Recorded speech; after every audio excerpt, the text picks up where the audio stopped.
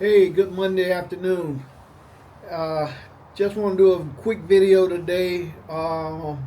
Veterans living with early stage memory loss.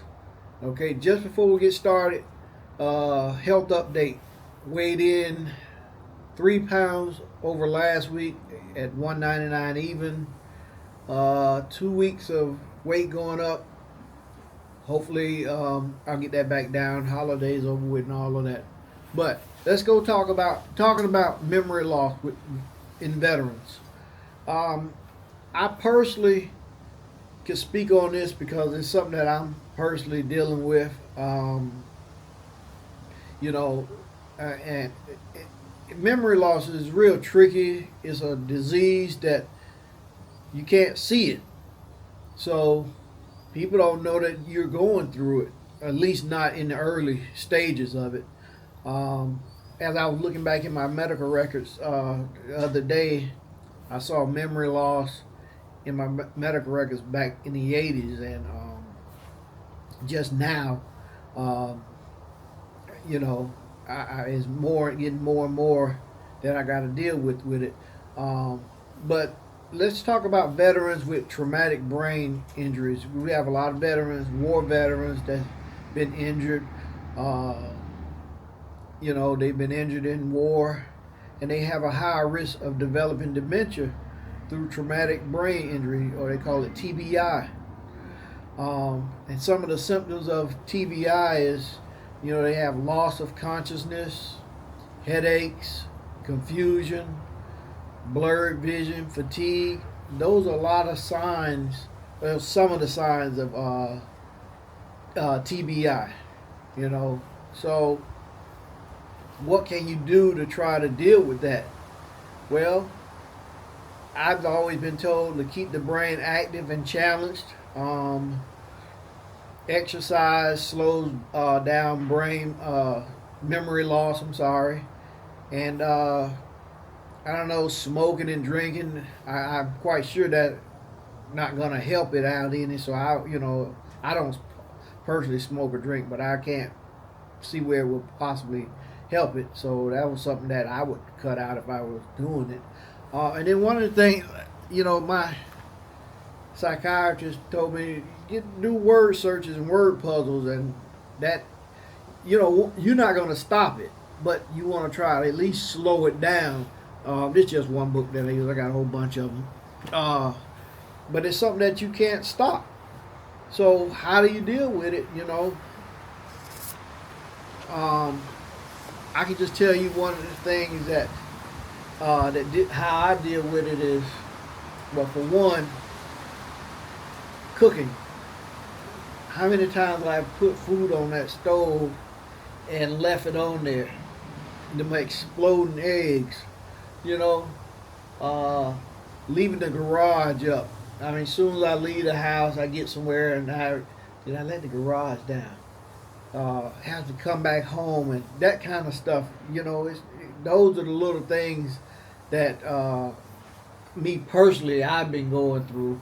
Um, Forgetting names. It's a lot of stuff that you'll start noticing. I'm not sure if other people pick up on it, but I can definitely say, I can tell when I tell somebody something, or when they tell me something, and I actually don't remember what they're talking about, and they like, I just wasn't you listening to me? Didn't you hear me? So it's tricky. And when we talking about Alzheimer's, they say it comes first as it's a specific brain disease that can eventually lead to dementia. It's a condition affecting the brain that causes cognitive decline. And then you have dementia. Is a symptom set. It refers to a group of symptoms like memory loss, confusion, and difficulty with daily activities. And when you're going through this, you really got to have a good support system at home. Um, whether it's kids, wife, husband, but you got to have a good support system because at this stage you start leaving the house, uh, getting lost, stuff like that. And I can say on my mom's side of the family, we do have uh, that does run on my mom's side of the family. I can remember my granddad having it, and and other family members also. So I just don't want to say names, but other family members also. Um, and there's foods out there that they say could slow down dementia, like pecans, almonds, walnuts, cashews, peanuts. Eating fatty fish. They say eating fatty fish at least once a week. I'm not a fish person. I can't acquire the taste, but drinking green and black tea, 100% orange juice. These are some foods or drinks that could possibly slow it down. I mean, there's a lot of unknowns with these memory, with dementia, all Alzheimer's. I can't say that word, but there's a lot of unknowns that go along with the brain in general. So I think that scientists they're just getting started with really knowing the brain, and I think they got a long ways to go. But man, it's a silent disease that a person just you don't see them going through. Like sometimes you see a person parked in the handicap um, parking space at the store, the mall, wherever, and we look at them and say, "Hey, man, that person not handicapped."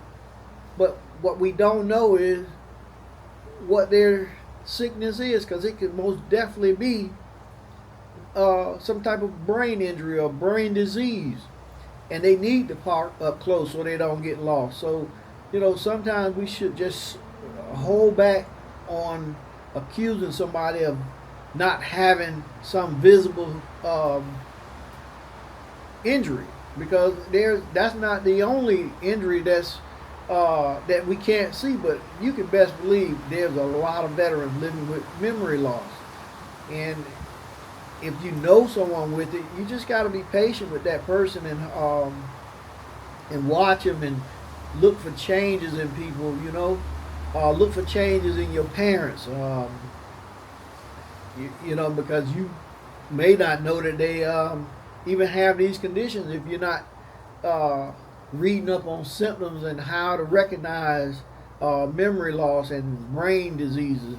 So those are some things I would definitely do, because it's not fun living when you know that you're forgetting stuff. And with me personally, if I'm cooking, I got to set timers on everything. Uh, just as quick as I go outside on the patio, you can best believe I forgot something on that stove or in the toaster oven, and I haven't came home to a bunch of smoky houses just because of I forgot. So it's not fun. It's scary. Um, and I don't wish it on nobody, but it's just something that we can't avoid. Everybody don't have these symptoms. Everybody don't have to deal with dementia, but I can definitely say on my mom's side of the family, it's something that we have to deal with. So, and it's scary. It is scary. So, look for symptoms in your family members or your friends, or as they get older. And just because you don't have to be old to have some type of brain stuff going on. You don't, because you could receive trauma as a kid, and now it's showing up as a young adult. So it's not always old people that's dealing with memory loss. So, but it's silent, and hey, what can you do? So that's all I got for you guys today. My motto: you see a veteran, help a veteran. And I'll get with you guys tomorrow. I am out.